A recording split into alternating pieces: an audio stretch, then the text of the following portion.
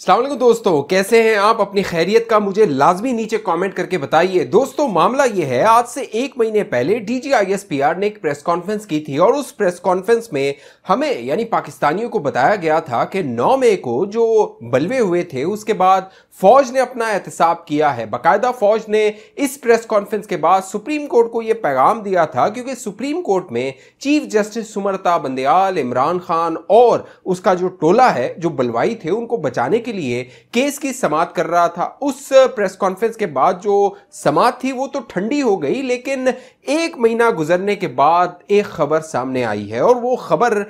ऐसी है कि आपको हैरान कर देगी। वो बागी जर्नैल जो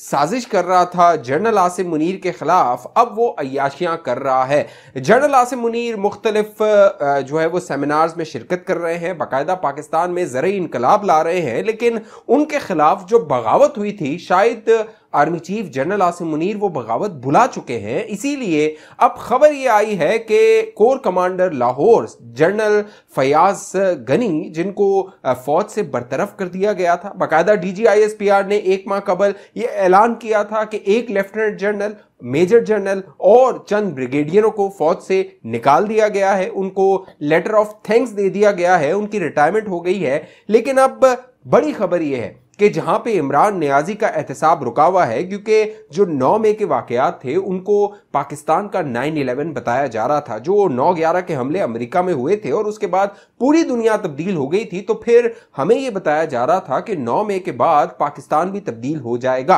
कुछ वक्त के लिए हमें कार्रवाइयां नजर आई, बाकायदा तहरीक इंसाफ के बलवाइयों को गिरफ्तार किया गया, बाकायदा उनके वीडियो पैगामात सामने आए जिसमें वो अपना एतराफ जुर्म कर रहे थे। तहरीक इंसाफ के जो मरकजी रहनुमा थे उनको हिरासत में लिया गया, अब तक वो जेरे हिरासत है, उनके मुकदमात चल रहे हैं। लेकिन इन मुकदमात में 2.5 महीने गुजर चुके हैं 9 मई के वाकये को, और जो बरतरफियां फौज से की गई थी लेफ्टिनेंट जनरल और मेजर जनरल और ब्रिगेडियर्स की, उनकी बरतरफियों को तकरीबन एक माह गुजर चुका है। ना वो जो तहरीक इंसाफ के बलवाई और रहनुमा थे उनके खिलाफ ट्रायल आगे बढ़ सका, उनका एहतसाब हो सका, और अब जो खबर आई है वो आपके जख्मों पे नमक छिड़क देगी। वो खबर ये है कि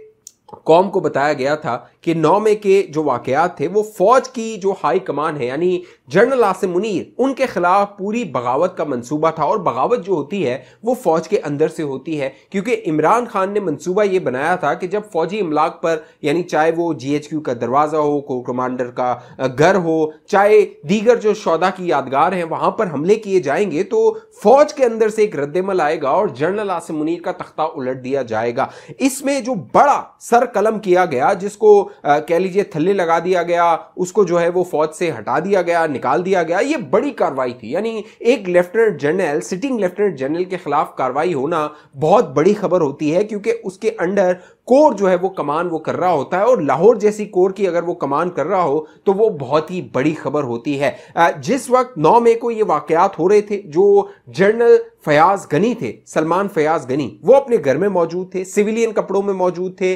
बाकायदा वो जो बलवाई थे वो उनके दरवाजे पे आए, जिना हाउस में आए, वहां पर उन्होंने बाकायदा उनके साथ बातचीत की, और जो फौज थी उसका कंसर्न ये था, उसको जो परेशानी थी वो ये थी कि आखिर ये बलवाई कोर कमांडर के घर में कैसे दाखिल हो गए। इसी हवाले से इंक्वायरी की गई, और फिर इस 9 मई के वाकये के चंद ही घंटों बाद जो सलमान फयाज गनी थे लेफ्टिनेंट जनरल, उनको GHQ बुला लिया गया था। वहां पर फिर उनकी इंक्वायरियां हो रही थी और लाहौर में नया कोर कमांडर तैनात कर दिया गया था। इस सारे वाकये के बाद कौम ये सोच रही थी कि इस बार कड़ा एहतसाब होगा, क्योंकि इस वाकये के बाद बाकायदा जनरल आसिम मुनीर मुख्तलिफ कोर्स गए, वहां जाके उन्होंने फौजी जो जवान थे उनसे मुलाकातें की, उनको बताया आखिर 9 मई को हुआ क्या था, कैसे पाकिस्तान के खिलाफ एक मुनज़्ज़म साजिश की गई थी, और इस साजिश के ताने बाने पिछले 1.5 साल जो 15 माह गुजरे हैं उनमें जो है वो इसके ताने बाने नजर आते हैं। क्योंकि बाकायदा DGISPR ने तो प्रेस कॉन्फ्रेंस में कह दिया था कि ये जो 9 मई एक टिपिंग पॉइंट था, इसकी जो मनसूबाबंदी की जा रही थी वो गुज़िश्ता 15 माह से की जा रही थी, ताकि लोगों के जहन साजी की जा रही थी, उनको इंतशार दिलाया जा रहा था, वर्गलाया जा रहा था इमरान खान अपनी तकरीरों के जरिए। लेकिन हुआ क्या? हुआ यह है दोस्तों कि जनरल फयाज गनी, जिन्हें फौज से बर्खास्त कर दिया गया था और कौम को लगा था शायद बड़ा एहतसाब हो गया है,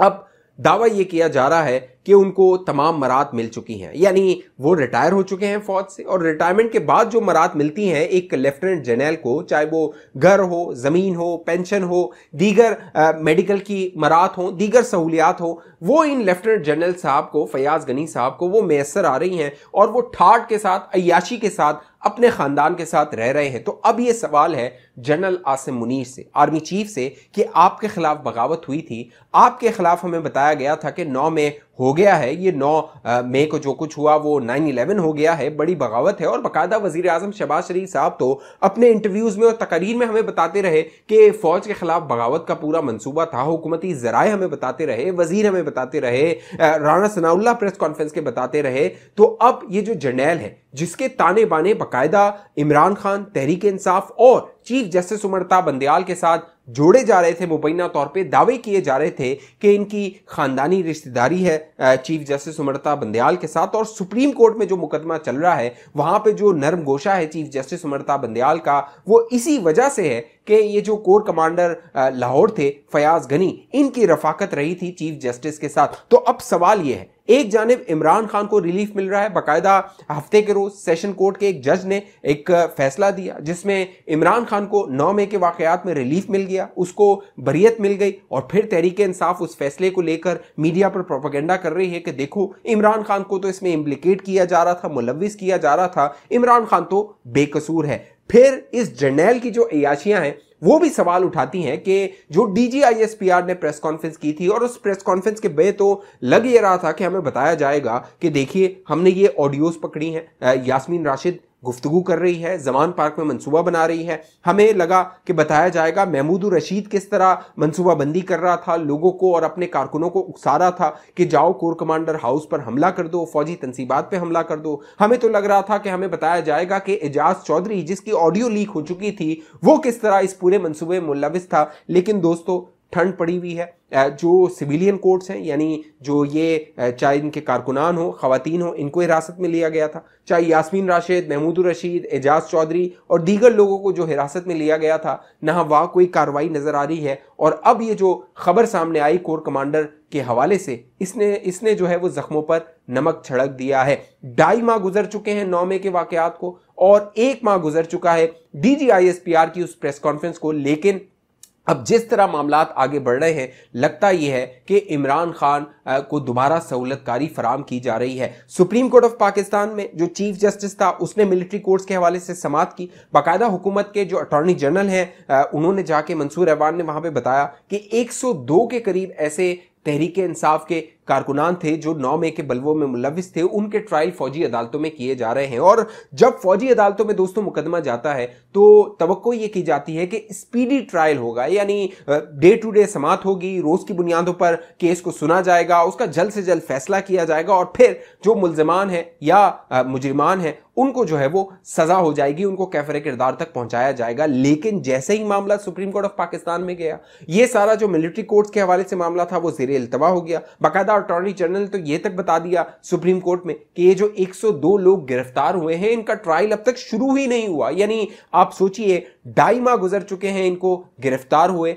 और अटॉर्नी जनरल सुप्रीम कोर्ट में बता रहा है कि इनका ट्रायल अब तक शुरू नहीं हुआ, और जब ट्रायल शुरू होगा तो आप अंदाजा लगाइए मामला कहां जाएगा। तो लगता यह है कि जो रियासत है वो इंतजार कर रही है काजी फाइज ईसा का कि उमर ता बंदयाल जाए, काजी फाइज ईसा आए, और फिर रियासत कोई इनके खिलाफ एक्शन ले, ये जो बागी अनासिर थे। लेकिन जो इस्टेब्लिशमेंट है उसको ये जवाब देना चाहिए, बताना चाहिए लोगों को कि एक शख्स जिसके बारे में, लेफ्टिनेंट जनरल के बारे में ये बताया जा रहा था कि वो तो बगावत कर रहा था, बाकायदा उसकी तहरीक इंसाफ के साथ हमदर्दियां थी, तो फिर अवाम का जो टैक्स का पैसा है उस पर उसको ये अयाशी क्यों करने दी जा रही है, उससे मराद क्यों वापस नहीं ली जा रही, उसको क्यों एक मिसाल नहीं बनाया जा रहा उन तमाम फौजी अफसरान के लिए जो कि पाकिस्तान में सियासत में मुदाखलत करते हैं और फिर सियासी जमातों के साथ हमदर्दी रखते हैं, खास तौर पे जिस तरह इमरान खान के साथ हमदर्दी करते हुए पूरी फौज को कह लीजिए बगावत पर मजबूर किया गया, उन लोगों को जिनके बारे में मुबैना तौर पे दावा किया गया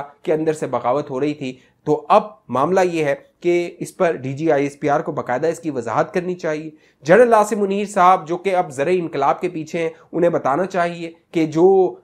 ये इनकलाब आ रहा था, ये बगावत हो रही थी, इसके जो अनासर थे उनको कैसे कैफरे किरदार तक पहुंचाया गया। इस हवाले से दोस्तों जो भी मामलात होंगे मैं आप दोस्तों को बाखबर रखूंगा। आपकी जो भी राय है, आपके जो भी एहसासात हैं, वो नीचे कमेंट करके बताइए। अब तक ये चैनल आपने सब्सक्राइब नहीं किया, जरूर सब्सक्राइब कीजिए, साथ घंटी का निशान है उसको लाजमी दबाइए। फेसबुक पर देखने वाले दोस्त हमारे पेज को लाइक फॉलो करके इस वीडियो को लाजमी शेयर कर दीजिए। अगली वीडियो तक मुझे इजाजत दीजिए, अपना ख्याल रखिएगा। पाकिस्तान जिंदाबाद।